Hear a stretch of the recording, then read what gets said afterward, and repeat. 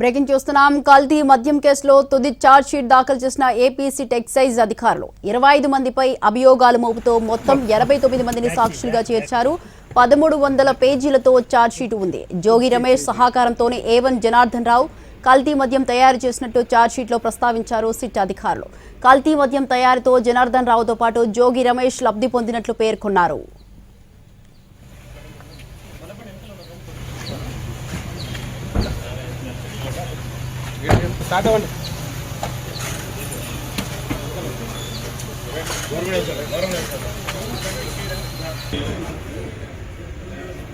కల్తీ మద్యం కేసులో తుది ఛార్జ్ షీట్ దాఖలు చేశారు ఏపీ సిట్ ఎక్సైజ్ అధికారులు. 25 మందిపై అభియోగాలు మోపుతూ మొత్తం 89 మందిని సాక్షులుగా చేర్చారు.